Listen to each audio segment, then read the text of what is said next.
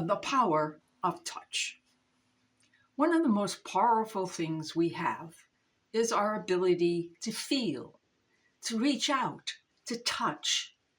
And when we do, what we do is we extend ourselves besides us and we have a connection with something else. Yes, the power of touch. And how do you touch? And when it comes to the power of touch, there's no better place to see this than in the gospel stories of Jesus. He touched everyone he met. Now, whether the people accepted that power of touch and accepted what he was willing to give them or not was on the part of the person. Acceptance. Jesus didn't force himself on anyone. He gave himself. And it was up to the others to either accept him or reject him. But he always reached out. And he always was willing to touch someone, to make them better, to either cure them mentally, physically, psychologically, spiritually, but to make them a better person. And let them know the love of his Father and the love and the care of the Creator. Yes, we see touch everywhere throughout the Gospels. And there's one particular case where touch is important. And that's the story of the woman that was bleeding. She's by the side of the road. She's out of her wits trying to figure out, after all these years, nobody's been able to cure her. She spent all that she's had on doctors and they've done nothing. As far as that goes, sometimes they made her worse. So she sees Jesus coming down the street and she knows she has faith in him and she knows he's cured other people. She knows that he's cured many.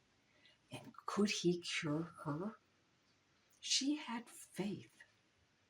But she didn't want to be so bold as to just walk up to Jesus and say, "Yours cures me."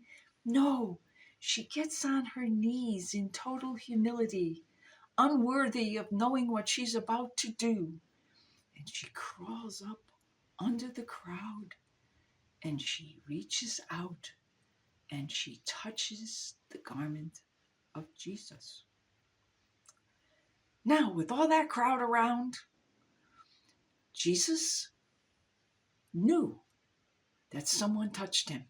Even though many people were crushing him, pushing against him, crowding around him, he knew that that woman was there, and he made a connection with her.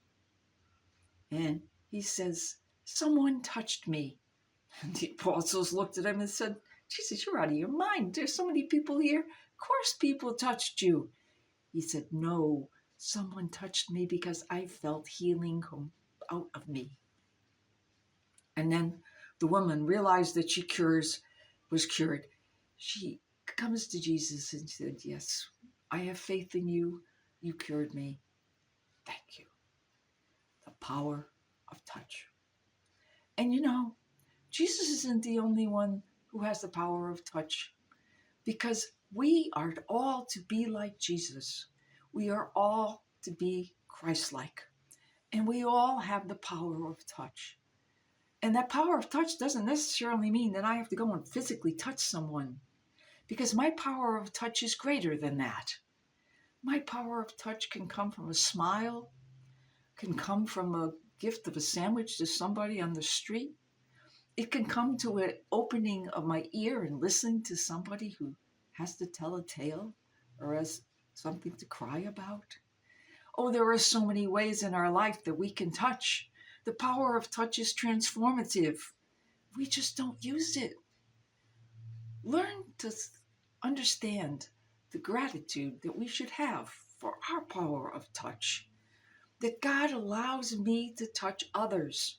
And when I go out and I touch someone else, there's a connection. And that connection connects all of us to the fabric of time and space.